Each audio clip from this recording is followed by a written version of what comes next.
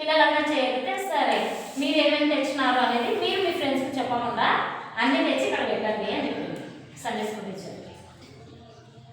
తెస్తే సరే అనేసి అందరు తీసుకొచ్చి ఇక్కడ పెట్టేసినారు. ఏం పెట్టినారు ఇక్కడ అన్ని ఏం తీసుకొచ్చి పెట్టినారు ఇక్కడ సండే స్కూల్ చిన్న పిల్లలు గిఫ్ట్ అంటే బహుమానం. ఒక వ్యక్తికి ఏదైనా మనం ఇవ్వాలనుకుంటే గిఫ్ట్ రూపంలో ఇస్తాం కదా, అటువంటి దానిని అన్నీ తీసుకొచ్చి మీరు ఎదురుగా ఇట్లా ఇచ్చి పుచ్చుకోవడం ఎప్పుడైనా ఇచ్చి పుచ్చుకుంటాం కానీ సడన్ సర్ప్రైజ్ అంటే కొంచెం తెలియకుండా రావాలి అనే ఉద్దేశంతో సండే స్కూల్ టీచర్ ఏం చేసిందంటే అన్నీ తీసుకొచ్చి ఇక్కడ పెట్టండి రా అనేసింది. అందరు తీసుకొచ్చి ఇక్కడ పెట్టినారు. తీసుకొచ్చి పెడితే టీచర్ మళ్ళీ అందరు పోయి కూర్చున్న తర్వాత ఎవరెవరు ఏమేమి తెచ్చినారా గిఫ్ట్ అని అంటే అందరూ సరే పెట్టి వెళ్ళిన తర్వాత అన్నీ మిక్స్ చేసేసి సరే ఒక్కొక్కరిగా వచ్చి ఇక్కడ ఉన్న గిఫ్ట్లు ఉన్నాయి కదా తీసుకొని వెళ్ళండి అని వేసింది. ఇప్పుడు అందరు కలిసి వచ్చిన గిఫ్ట్లు మిక్స్ చేసిన తర్వాత నువ్వు ఇచ్చినట్టే నేను ఇచ్చినట్టే నాకు రాదు, నువ్వు ఇచ్చినట్టే నీకు రాదు, అవునా? కానీ ఆ గిఫ్ట్ ఎవరైనా సరే లైవ్ వచ్చి తీసుకొని పోండి ఒకరికి తెలియకుండా ఒకరికి వేరే వేరే గిఫ్ట్లు వచ్చినాయి. కానీ ఆ చిన్న పిల్లడు రాయి తెచ్చినాడు ఒక అబ్బాయి, ఆ రాయి తనకే పోయింది. దేవుడు ఎంత గొప్పవాడు తెలుసా? అవునా కదా? నిజమేనా? దేవుడు గొప్పవాడు, అవునా? ఇప్పుడు ఆ పిల్లడు ఏమనుకున్నాడు, నేను రాయి తీసుకొచ్చినది గిఫ్ట్ ప్యాకింగ్ ఉంది, ఎవరికి తెలియదు, లోపల ఏముంది అనేది ఎవరికి తెలియదు, అవునా? నువ్వు ప్యాకింగ్ చేసుకొచ్చింది నాకు తెలియదు, నేను ప్యాకింగ్ చేసుకొచ్చింది నీకు తెలియదు. కానీ నేను రాయి తీసుకొచ్చినాను అనే విషయం ఎవరికి తెలియదు, అది ఎవరికో వెళ్ళిపోతుంది, వాళ్ళ గిఫ్ట్ మాత్రం నాకు మంచిది వస్తుంది కదా అనుకున్నాడు. అలాగనే మనం కూడా ఆలోచన చేస్తాం, అవునా? హల్లెలూయా. ఆయనకి ఏం పని లేదు, ఆయన వస్తుంటాడు పోతుంటాడు, ఆయనకంటే అదే పనే కాబట్టి వస్తుంటాడు పోతుంటాడు.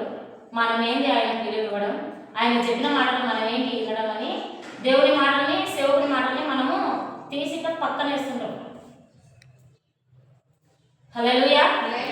ఇప్పుడు ఆ పిల్లడు కూడా ఏం చేసినాడు, ఆమె మస్తు చెప్తుంటది నాకేం అవసరం, వాళ్ళకు గిఫ్ట్ ఇచ్చేంత గొప్ప పనులు వాళ్ళు ఏం చేసినారు అని తను ఏం చేసినాడు, చిన్న పిల్లడు అయినప్పుడు ఏం చేసినాడు, మొరటుతనంతో ఇతరులకు ఇవ్వాలి అని మనసు తనకు లేకుండా తను తీసుకొచ్చినది ఏం జరిగింది మళ్ళీ తనకి వచ్చింది.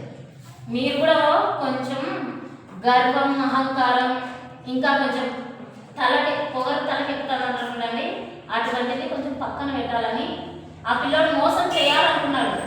చివరికి ఏం జరిగింది, తనే మోసపోయినాడు, అవునా? ఇప్పుడు సేవకుడు చెప్పే మాట దేవుని మాటనే, అవునా కదా? సేవకుడు ఇక్కడ నిలబడి చెప్తున్నాడంటే సేవకుడు చెప్తున్నట్ట లేకపోతే దేవుడు వచ్చి నిలబడుతున్నట్ట? చెప్పండి, మాట్లాడండి. హల్లెలూయా. ఒక మాట చెప్తున్నాడు అని అంటే నా కుటుంబంలోని మాటలు ఒకవేళ ఏదైనా చెప్తున్నాడు సేవకుడు అని అంటే అది నా కొరకే కదా అని ఆలోచన చేసేటువంటి వాళ్ళు ఉన్నారా? ఈ చిన్న పిల్లాడి మాదిరి మనస్తత్వం కలిగి ఉన్నారా? ఒకసారి మనం పరీక్షించుకోండి. ఎందుకు చెప్తున్నాడు అనేటువంటి ఆలోచన చేయండి.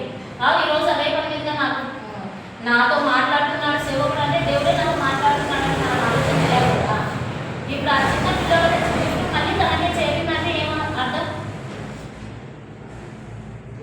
అంటే సండే స్కూల్ టీచర్ ఏమన్నా చెప్పుకొని నా పక్కన ఉన్న ఫ్రెండ్స్ ఏమన్నా అయిపోయి వాళ్ళు చెప్తా ఉంటారు, నా పని నాదే అనేటువంటి మనసు ఆలోచన ఉంటుంది చూడండి. దాన్ని తీసేస్తేనే పరలోక రాజ్యము ఏమనుకుంటారంటే కొంతమంది దేవుడు నమ్ముకొని బాప్తిసం తీసుకున్నాను, నేను పరలోకానికి పోతాను, నేను పరలోకానికి పోతే చాలు అనేటువంటి మనసు కొంతమంది ఉంటారు. ఇప్పుడు ఆ మనసు ఉంది కాబట్టి ఆ పిల్లడు ఏమంటున్నాడు, నా గిఫ్ట్ నాకు రావాల్సిన నేను ఇవ్వాల్సిన అవసరం లేదు, నాకు వస్తే చాలు అనే మనసుతో ఇచ్చినాడు, అవునా కదా? చిన్న పిల్లాడైనప్పటికీ రాయి తీసుకొచ్చినాడు అంటే తన మనసు ఎంత కఠినం ఉంటుంది చెప్పండి. ఒకవేళ మన మనసు ఎలా ఉంది ఆలోచన చేయండి. సేవకుడు వచ్చి మాట్లాడుతున్నాడు, సేవకుడు వచ్చి ఇంట్లో ప్రార్థన చేస్తున్నాడు, ఒకవేళ ఆయన వచ్చి మాట్లాడుతున్నాడు అంటే దేవుని మాటను మనం అంత తృణీకరిస్తున్నాము, దేవుని మాటను మనం అంతా తక్కువ చేస్తున్నామని అర్థం. ఆ చిన్న పిల్లాడికే ఎలాగో జరిగింది, మరి పెద్దలమైనటువంటి మనకు జరగదా? అంటే జరగాలని కాదు, ఒక సేవకుడు మనకు చెప్తున్నాడు, ఒకరి ద్వారా మనకి ఏదైనా సరే వినిపిస్తున్నాడు అని అంటే దాన్ని మనం కొంచెమైనా ఆలోచన చేయాలి కదా. ఇప్పుడు మనకు సేవకుడు ఏం చెప్తాడు, టయానికి రండి, ప్రార్థన చేసుకోండి, ఇళ్ళ దగ్గరైనా సరే ప్రార్థన చేసుకోండి, ఎవరైనా సరే ఒక క్రమ పద్ధతిలో ఉండండి అని చెప్తారు. ఆ క్రమము అంటే నువ్వేందిలే నాకు చెప్పేది అనేటువంటి మాటను తోసిపుచ్చడము మంచి పద్ధతి కాదు. ఆ పిల్లడు చిన్న పిల్లడు అక్కడ అదే చేసినాడు. బహుమానాలు ఇవ్వడం అంటే నేనెందుకు ఇవ్వాలి బహుమానం అని అనుకున్నాడు. కానీ తను చేసేది తనకే తగిలేదు. మరి మనం ఎలా మనం చేసేటువంటివి మనకే తగ్గుకుంటాయా? కొంతమంది ఉండొచ్చు, నేనేం చేసినానని నాకు వస్తుంది, నేనేం చేసినానని నాకు జరుగుతుంది అని అనుకోవచ్చు. కానీ మనం చేస్తేనే రావు, మన పితరుల నుంచి వస్తాయి, మనం పలికిన మాటల ద్వారా వస్తాయి. కాబట్టి మనం చేసుకుందాం. వాళ్ళు చెప్తే నేనేం తినేది, ఇది వాళ్ళు చెప్పిన కానీ నేనెందుకు చేస్తాను, నాది నాదే అనేటువంటి మైండ్ సెట్ నుంచి పక్కకు రండి. దేవుడు ఏం మాట్లాడుతున్నాడు, దేవుడు ఏం చెప్తున్నాడు, ఆయన మాట వినాలి, ఆయన మాటకు లోబడాలి, ఆయన మాట ప్రకారం నేను జీవిస్తేనే కదా నేను పరలోక రాజ్యంలో చేరుకోగలను అనేటువంటి ఆలోచన మనలో ఉంటే సేవకుడు ఏమైనా చెప్తూ ఉంటే అది మన మైండ్లో పోతుంది. ఏం లేకుండా ఆదివారం ఏదో చర్చికి రావాలి పోవాలి అనేటువంటి మనసుతో మనం ఇక్కడికి వస్తే ఆ పిల్లడు మరి మనకు జరుగుతుంది. హల్లెలూయా.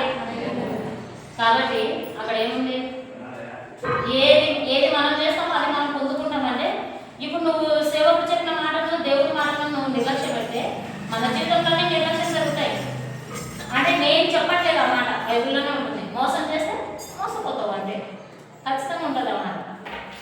కాబట్టి మనం ఎందుకు చెప్తున్నాడు, ఏంటి, చెప్పే మాటలు ఎంతవరకు నిజం ఉంది, చెప్పే మాట ఎంతవరకు కరెక్ట్ అని ఆలోచన చేసి, ఒకవేళ దేవుడు చెప్తున్నాడా సేవకుడు చెప్తున్నాడా ఆ నిర్లక్ష్య మనసు మనలో ఉండాలి కదా, దాన్ని తీసి పక్కకు పెట్టి యేసయ్య మాటలు మనం వింటూ ముందుకు వెళ్తూ యేసయ్య సన్నిధికి రావడం ద్వారా మనకు వచ్చేటువంటి ఆశీర్వాదాలను ప్రతి ఒక్కరు పొందుకొని ఆయన సన్నిధికి ఆయన బిడ్డలమైన మనందరము మంచిగా జీవిస్తూ పరలోక రాజ్యంలోనికి మనమందరం చేరుతున్నాం కాక. ఆమేన్. హల్లెలూయా. హల్లెలూయా.